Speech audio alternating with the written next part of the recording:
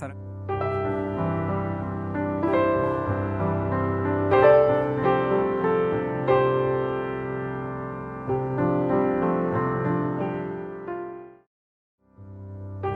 새롭게 하신 시간으로 기억되게 하실 것입니다.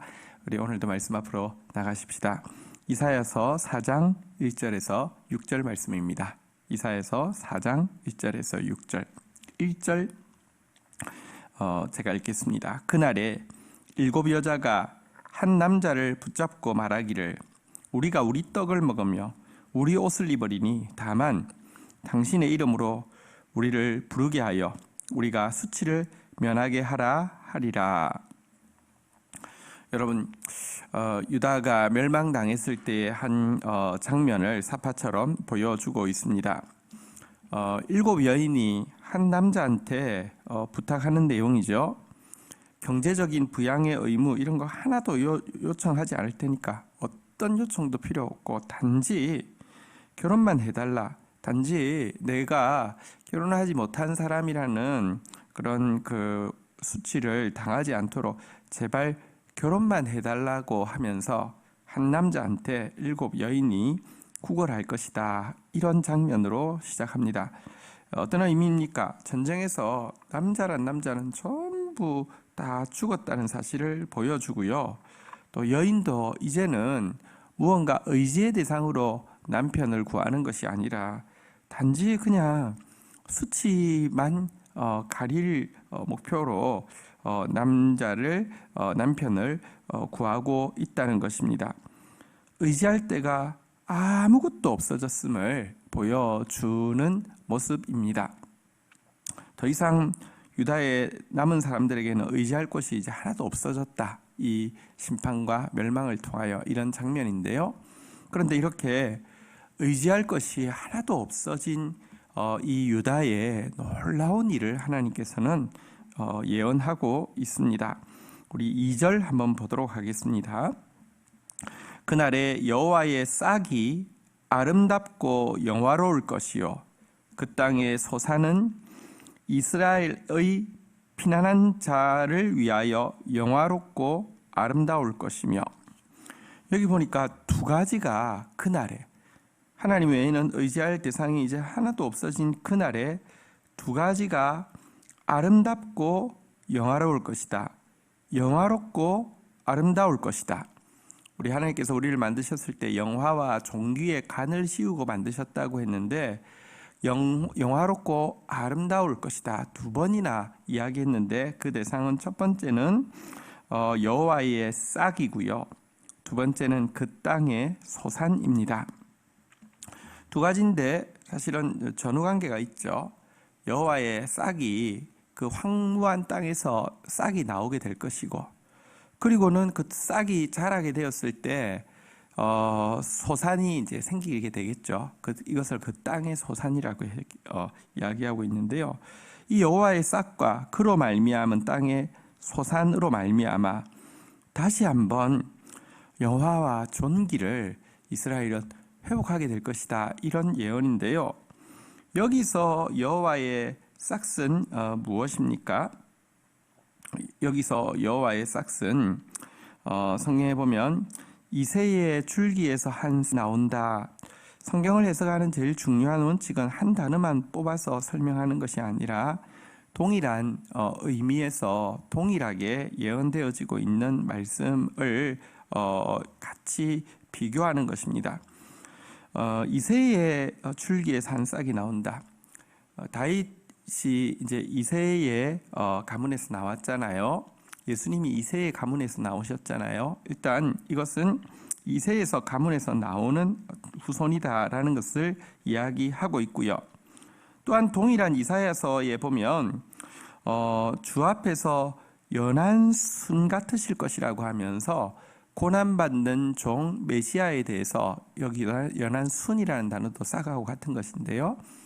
연한 순과 같이 그 고난을 받으실 분이 메시아로 오실 것이다 라고 예언한 바로 한 분, 유일한 예수 그리스도가 여호와의 싹심을 이사야서는 전체가 다 떡 떨어져 있는 한 단어가 아니라 이사야서 11장 1절, 이사야서 53장 2절이 오늘 이사야서 4장 2절과 더불어서 특정하고 있죠. 이새의 가문에서 나올 것이고 고난받는 메시아로서 이 고난을 받아들일 분이 바로 여호와의 싹이다. 이것이 예수 그리스도 유일한 한 분임을 분명히 보여줍니다. 그렇다고 하면 그 땅의 소산은 무엇이겠습니까? 예수 그리스도로 말미암아 그분의 이 땅 가운데 떨어지는 것은 죽으심이고요. 그분이 이 땅을 뚫고 나오시는 것은 죽음을 이기시고 무덤에서 부활하시는 것을 의미하는데요.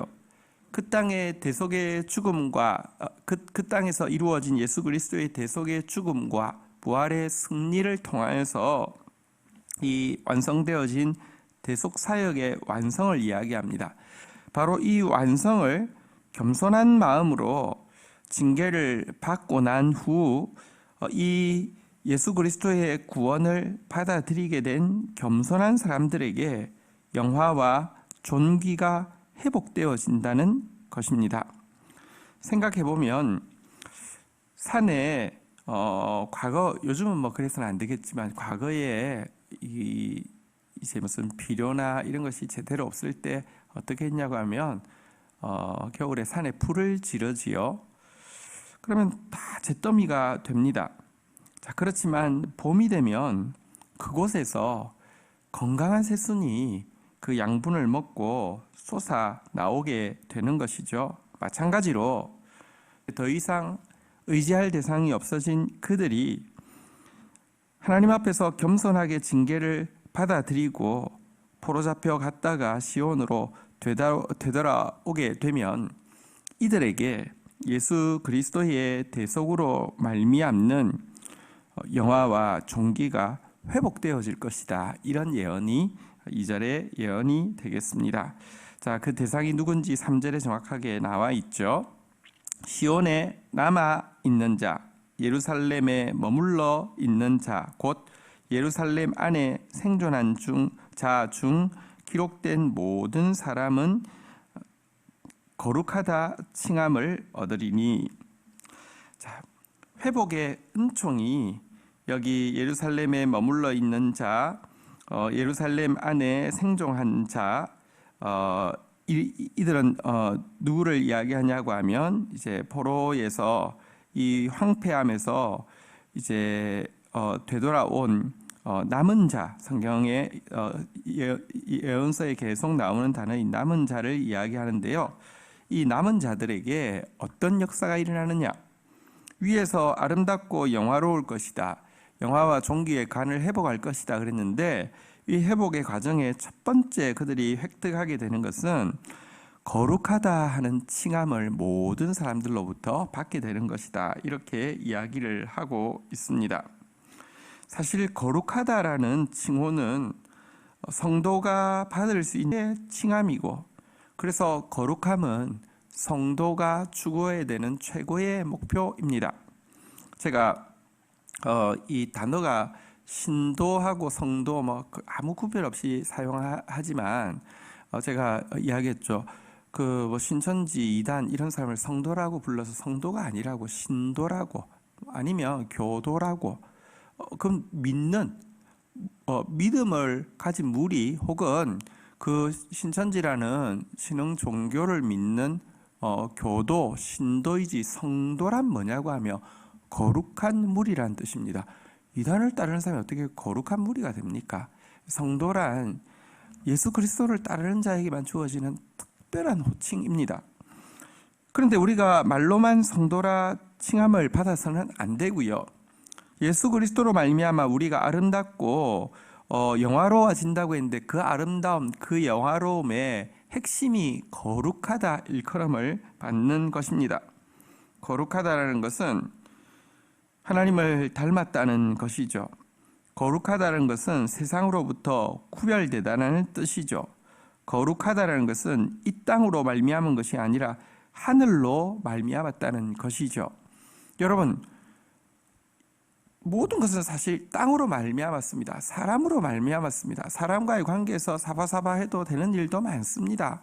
세상의 것 가지고 살 수 있는 것도 많습니다. 인간의 머리 가지고요 만들어낼 수 있는 것도 많습니다. 이런 것은 여러분 사람한테 잘 보이고요, 세상 것 가지고 사고요, 내 머리로 만든 거 절대 거룩하지 않습니다. 그 끝은요 다 냄새납니다. 그 끝은 다 더럽습니다. 하나님께로 말미암은 것만 거룩하고요, 하나님 닮은 것만 거룩합니다. 이 거룩함이 남은 자에게 주어지는 첫 번째 영화와 종교의 면류관입니다. 한국교회가 이렇게 비천해진 것은 예수 그리스도의 속죄를 믿지 않아서가 아니라 예수 그리스도의 속죄를 주신 이유가 거룩함이라는 것을 잃어버렸기 때문입니다.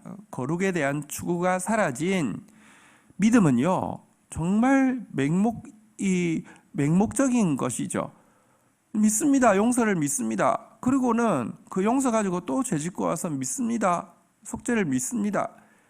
용서하신 이유는 용서가 목표가 아니라 거룩이 목표인 것을 잊어서는 안 됩니다. 자, 4절 한번 보도록 하겠습니다. 이 거룩함은 누구에게 주어집니까? 이는 주께서 심판하시는 영과 소멸하시는 영으로 시온의 딸들의 더러움을 씻기며 예루살렘의 피를 그 중에서 청결하게 하실 때가 됨이라. 여러분, 이 거룩의 역사는 누구로 말미암느냐?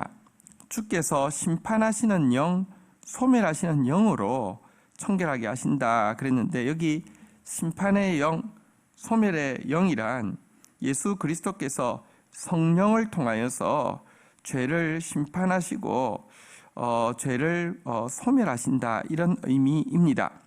성령께서 시온의 딸들의 더러움을 씻기시고 예루살렘의 피를 그 중에서 청결하게 하신다. 우리가 피 흘린 수많은 죄, 수많은 약한 영혼들의 피를 흘리게 했던 죄와 우리에게 있는 더러움들, 우상숭배와 온갖 더러움들을 주님께서 주의 성령으로 청결하게 하신 이후에 바로 이 거룩함이 임하게 된다, 이런 말씀인 것입니다. 자, 그래서 우리는 이 거룩함을 목표 삼아야 하고요, 거룩함을 위하여서 우리는 회개의 역사, 죄를 정결하게 하시는 성령의 역사를 의지해야 합니다. 성령만이 우리를 깨끗하게 할 수 있습니다. 잠시 율법주의는 내가 뭔가를 하고 있기 때문에 괜찮아진다는 착각을 줄 수 있습니다. 영지주의는 잠시 어떤 새로운 깨달음을 얻었기 때문에 내가 새로워졌다는 착각을 할 수 있습니다. 그러나 여러분, 그래서 착각에 지나지 않고 기만에 지나지 않습니다. 진짜 나를 새롭게 하시는 것은요, 성령께서 나를 정결케 하실 때만, 죄를 소멸하실 때만 가능하고요. 이 성령은 누구에게 임하느냐? 회개하는 자에게, 참회하는 자에게 성령이 임한다고 성경은 일관되게 이야기하고 있습니다. 회개를 통하여서 거룩함이 이루어지는 것, 이것이 영화와 아름다움의 회복의 모습이다라고 이야기했고요. 5절 한번 보도록 하겠습니다. 여호와께서 거하시는 온 시온산과 모든 지폐 위에 낮이면 구름과 연기, 밤이면 화염과 빛을 만드시고 그 모든 영광 위에 덮개를 두시며. 여러분, 회개하고 거룩해지는 성령의 역사로 말미암아 정결하게 되어진 주의 백성들 가운데 또 어떤 일이 일어나느냐? 주의 백성들의 모임, 모든 집회, 이 집회는 주의 백성들의 모임이죠. 집회 위에 낮이면 구름과 연기, 밤이면 화염과 빛을 만드시고. 이건 무엇입니까? 출애굽할 때에 구름 기둥, 불 기둥을 이야기하는 것임을 알게 됩니다. 마치 이스라엘 백성들이 출애굽할 때, 세상으로부터, 죄로부터 나올 때에 하나님께서 구름 기둥, 불 기둥으로 그들 가운데 임재하여 함께 하신 것처럼 함께 하실 것인데, 과거와의 차이는 무엇이냐고 하면요, 마치 하나님의 임재 위에 덮개가 있는 것처럼 떠나지 않을 것이라는 것입니다. 과거는 구름기둥, 불기둥으로 임재해 계신 것 맞지만 언제든지 떠나실 수 있었다고 하면 이때부터는요, 그 모든 영광 위에 덮개를 두셨다. 떠날 수가 없는 것이죠. 이걸 딱 그 덮개로 이렇게 닫아두셨다, 이런 의미입니다. 하나님의 임재가 거룩한 주의 백성들 가운데서 영원토록 떠나지 않게 놀라운 영광으로 함께 하신다. 이것이 훗날 우리가 회복할 영화와 아름다움의 핵심입니다. 우리가 회복할 영화와 아름다움은 죄를 소멸하심으로 말미암아 거룩해지는 것, 우리에게 일어난 변화도 있지만 사실은요, 하나님만 거룩하시고요, 하나님이 거룩의 전부이십니다. 그 거룩하신 하나님이 임재하셔서 떠나지 않는 것, 이것이 우리의 영화와 아름다움의 핵심 중에 핵심이고요, 그분께 붙어서 우리가 떠나지 않게 되는 것, 그것이 우리의 거룩함의 영원한 근원이 되는 것입니다. 이와 같은 하나님의 영광의 임재를 이야기하시고요, 6절 한번 볼까요? 마지막 절입니다. 읽겠습니다. 이 있어서 낮에는 더위를 피하는 그늘을 지으며 또 풍우를 피하여 숨는 곳이 되리라. 그리고 또 한 가지, 하나님께서 초막을 있게 하겠다라고 이야기했는데요, 여기서 말씀하시는 초막은 무엇이냐고 하면 신랑과 신부가 사랑을 나누는 신혼방을 이야기합니다.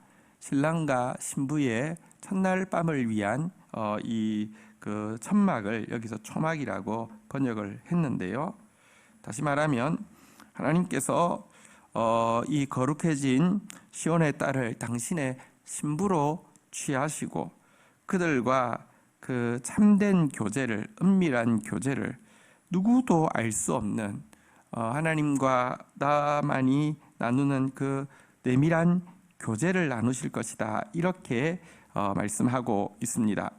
여러분, 왕정시대의 여인에게 최고의 영화와 아름다움은 무엇이겠습니까? 그것은 왕의 왕후가 되는 것이겠죠. 게다가 왕도 무슨 독재자가 또 있을 수 있고 무지한 사람도 있을 수 있고 난폭한 사람도 있을 수 있는데, 가장 유능하고 가장 아름답고 가장 실력 있는 분을 자기의 남편으로 맞아서 왕후가 된다고 하면 얼마나 영화롭겠습니까? 여러분, 우리의 영화의 핵심은 우리가 예수 그리스도의 신부가 되는 데 있습니다. 그리고 그곳에서 누구도 빼앗아갈 수 없는, 더위도 풍우도 빼앗아갈 수 없는 이 신부가 되는 것, 이것이 우리의 영화의 핵심이라고 이야기하고 있습니다. 이 행복과 이 영광에 대해서는 아가서에 보면 이 술람미 여인은 이 수넴에서 온, 북부지방에서 온 시골 여인에 지나지 않지만 그의 남편이 솔로몬이 되자 그가 그 받는 사랑과 그 영화와 존귀에 대해서 정말 아름답게 잘 묘사해 두었죠. 바로 이와 같은 영화와 아름다움을 회복하게 될 것이라는 것입니다. 이것이 모든 징계를 겸손하게 받아들인 하나님의 백성에게 약속되어져 있는 것입니다. 거룩함을 회복하게 될 것이고요, 주님의 임재가 떠나지 않게 될 것이고요, 그분의 신부가 되어서 내밀한 사랑의 교제를 나누게 되는 것, 이것이 신자에게 있는 영화와 존귀, 영화와 아름다움의 핵심이 될 것입니다. 우리 지금 하나님 앞에서 징계를 받는 시간입니다. 참 이렇게 교회가 모일 수 없는 이런 또 교회가 모이는 것을 하나님께서 기뻐하시지 않는, 또 교회가 모이는 것을 세상이 기뻐하지 않는 이런 시간을 우리가 우리 생전에 보낼 줄 어떻게 알았겠습니까? 그러나 이때 우리가 정말 겸손해지고, 이때 우리가 정말 징계를 잘 받고 참으로 회개한다고 하면, 하나님은 이 여호와의 싹 되신 예수 그리스도 통하여서 그 땅의 소산과 같이 우리가 아름다운 열매가 되게 하시고 영화와 존귀를 회복하게 하실 것입니다. 이것 우리 소망하면서 기도하면서 함께 나가십시다. 주신 말씀 붙잡고 제가 기도하도록 하겠습니다. 하나님, 우리가 지금 징계의 시간을 지나고 있습니다. 우리의 마음을 낮출 수밖에 없는 시간을 지나고 있습니다. 이 기간에 하나님, 우리에게 긍휼을 베풀어 주셔서 하나님 외에 의지하던, 하나님 외에 하나님보다 사랑하던 모든 것들을 내려놓는 시간 되어질 수 있도록 도와주시옵소서. 우리의 소망은 오직 여호와의 싹이신 예수 그리스도 뿐임을 고백합니다. 우리의 소망은 당신의 죽으심과 부활로 말미암은 대속사역의 완성뿐임을 고백합니다. 그 대속사역의 영광으로 말미암아 우리의 영화와 아름다움이 회복되어질 것을 약속해 주셔서 감사합니다. 사모합니다. 사모합니다. 우리를 정결하게 하셔서 거룩한 자 되어지게 하여 주시옵소서. 우리 미천한 집회 위에, 우리의 교회 위에 임하여 주시사 영원히 떠나지 말아 주시옵소서. 우리를 당신의 소중한 신부가 되게 하여 주셔서 주 안에서 주님과만 나눌 수 있는 깊은 교제를 나눌 수 있도록 은혜를 베풀어 주시옵소서. 오늘 하루도 주의 성도들 붙들어 주시고, 하나님 또 이번 주일도 하나님 주 안에서 저희 온 성도들 참 하나님 찾으시는 예배로 하나님 앞에 교통하며 설 수 있도록 은총을 다하여 주옵소서. 예수 그리스도의 이름으로 기도 올립니다. 아멘. 저녁 9시에 금요 부흥 집회 온라인으로 드리겠습니다. 함께 해주십시오.